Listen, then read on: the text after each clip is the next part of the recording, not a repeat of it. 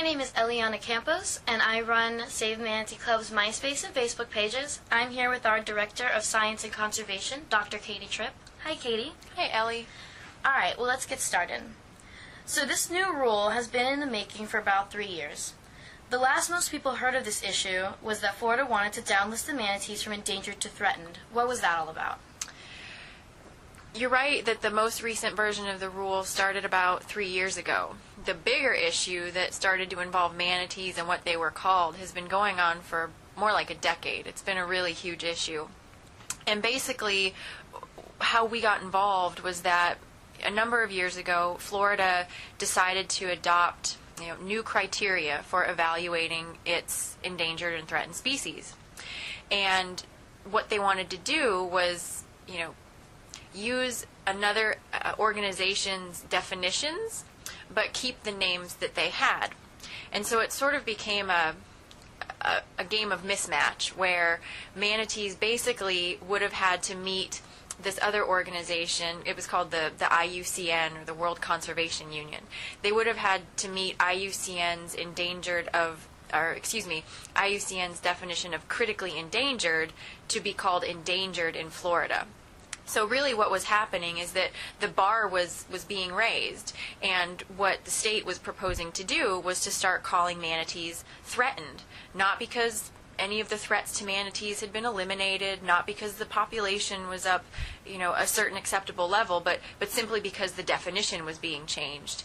And for those reasons, and because it wasn't based on science, we really felt we needed to be involved.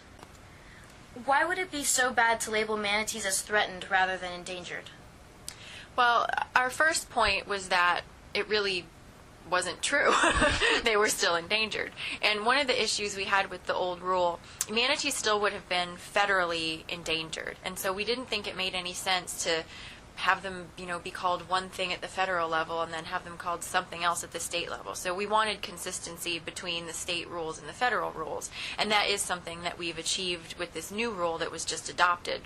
But, in terms of, of what it meant to people, before the rule even went through, we would have people come up to us or people in the media who would say, "Oh, it's so great. I heard manatees are doing so much better. They're being downlisted to threatened. We can start rolling back speed zones and we can do less to protect them because they're doing better." When the reality was that it was nowhere near time to start getting rid of any of those protections. So it really became an issue of public understanding of the issues and public perception. So it was, it was important for those reasons. And Save the Manatee Club was very involved in this issue. I know I sent messages, and a lot of Save the Manatee Club members wrote letters and sent emails. In the end, the governor's office got over 28,000 messages. What effect did this have?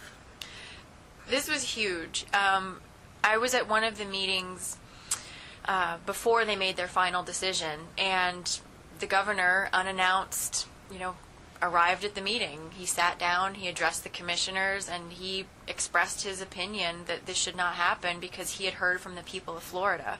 And in the end, the commission ended up, following the governor's wishes. The commissioners actually get appointed by the governor.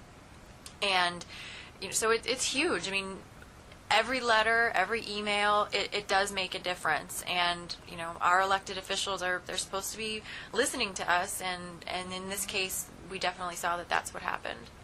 And how will this new rule help manatees? Basically, because manatees are still a federally endangered species, the rule will default to the Federal Endangered Species Act. So within Florida, manatees are going to be considered endangered as long as they're endangered under the ESA, or the Endangered Species Act. Once manatees, if they were to be downlisted or delisted federally, then the state could come in, particularly if they were delisted. As long as they were threatened federally, they would still be threatened in Florida. But if manatees were to be delisted, then the state could come in and give some extra protections.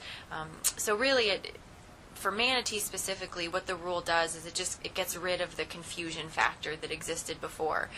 It actually does a lot more for some of our other species that might not be federally listed or might not be a marine mammal. So For manatees, it pretty much means the status quo, but in general, it's a huge improvement over the other rule, and as I said, so many of Florida's other species will benefit from these changes. And your job title here at Save the Manatee Club is Director of Science and Conservation. What do you do for the club? I do a lot of things for the club. On any given day, I could be, designing a new outreach material. This afternoon, I'm attending a public hearing that has to do with conserving water. A couple months ago, I was in Belize learning about issues that they face with manatees and finding ways that we can help them. So I can be working locally, statewide, internationally. There's just so many dynamic different things that we do. It's always a challenge, and it's always very exciting, and you never know what you're going to find when you walk into the office. And I know there are many people out there that are interested in advocacy work. What can they do? How can they possibly get involved? No matter where you live in the whole world, you can do something to help manatees. You asked me about the governor and what those emails meant, and things like that make a huge difference. When we have an action alert, please respond to it.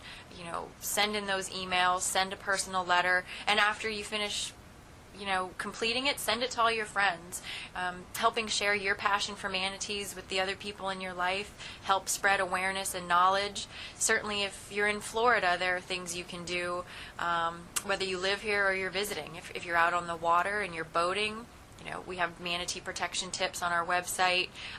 If you're staying in a hotel in Florida, be careful with how much water you're using. We have some important water use issues here. So literally, no matter where you are, we're all connected to manatees and to the environment. So there's always things that you can do on our website, and of course our MySpace and Facebook pages are a wonderful resource for people who just want to be involved. Well, thank you, Katie, for all this information. We really appreciate your time, and I'm sure all of our members appreciate it as well.